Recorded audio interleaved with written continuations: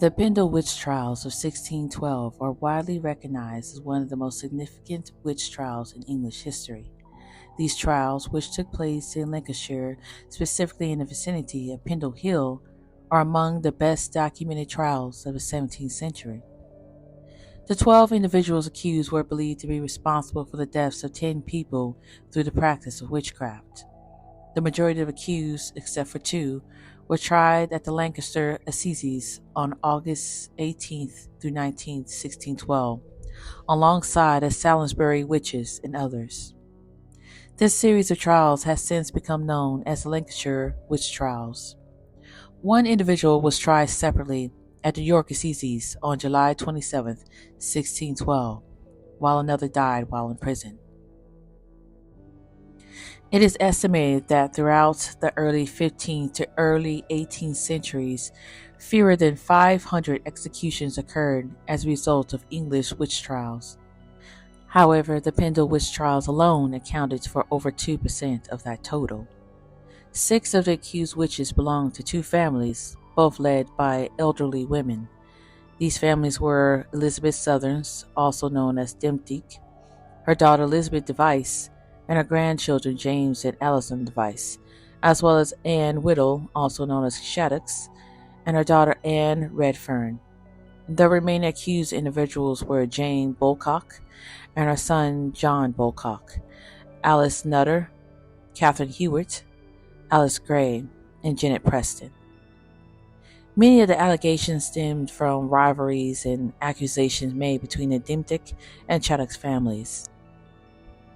The accused witches resided in the area surrounding Pendle Hill in Lancashire, a region that was considered wild and lawless by the authorities during the late 16th century.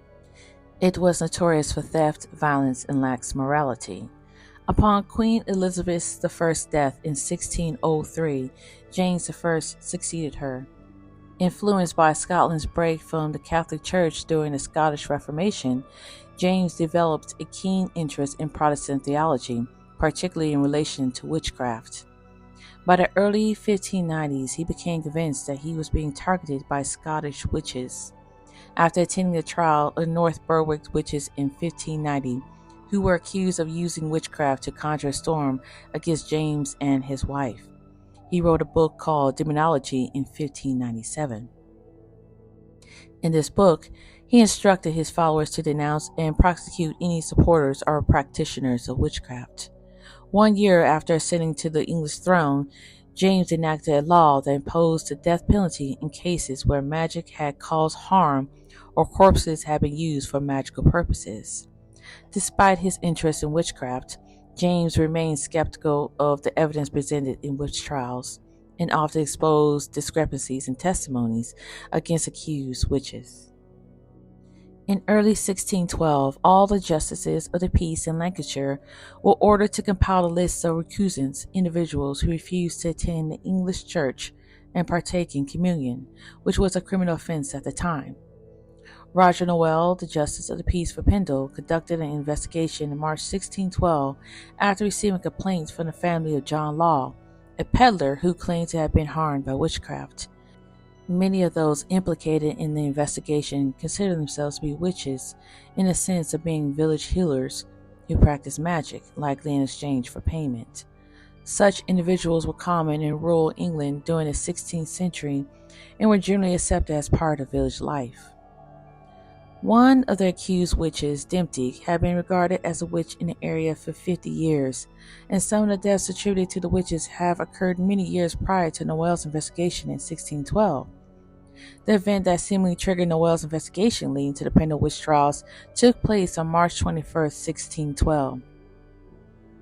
Alison Device, Dempsey's granddaughter, encountered a peddler named John Law on her way to Trodden Forest and asked him for some pins. Pins were often used for magical purposes such as healing and divination, making them valuable. Law, however, hesitated to sell them to Alison, which led to a disagreement. The details of the encounter remain unclear, with Alison claiming she intended to buy the pins while Law's son Abraham asserted that she was begging for them due to lack of money. According to the 1613 Potts Discovery of Witches, Alison later claimed that a spirit familiar of her grandmother named Ball, who appeared as a black or brown dog with fiery eyes, had offered to harm Law.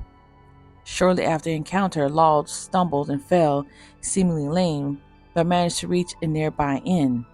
Initially, Law did not accuse Alison, but she appeared to believe in her own powers. When Abraham took her to visit his father a few days later, she confessed and asked for forgiveness. On March 30th, 1612, Alison Device, her mother Elizabeth, and her brother James were summoned to appear before Noel. Alison confessed to selling her soul to the devil and admitted to instructing him to harm John Law after he insulted her. James revealed that her sister had also confessed to bewitching a child named John Robinson, who had fallen ill and passed away. Elizabeth, however, denied any involvement in witchcraft. During the course of investigations, several other individuals were accused of witchcraft, including Anne Shaddocks and her daughter Anne Redfern. Shaddocks was known for her reputation as a witch, and her daughter had been accused of unaliving a child through witchcraft. The accusations quickly spread, and more individuals were implicated, including Jane Bulcock and her son John, Alice Nutter, Catherine Hewitt, Alice Gray, and Jeanette Preston. The trials began on August 18, 1612, at the Lancashire Assizes.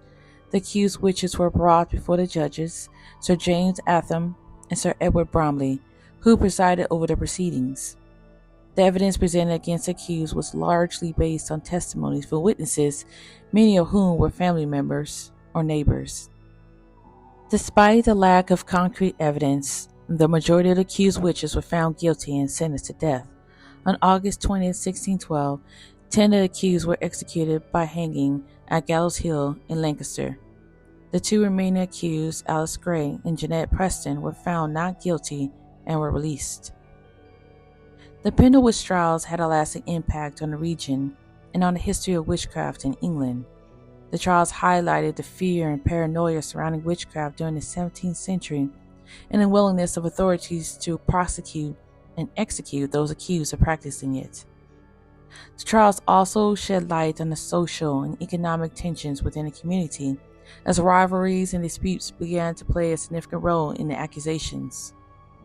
In recent years, the Pendle witch trials have gained renewed interest and have become a popular tourist attraction.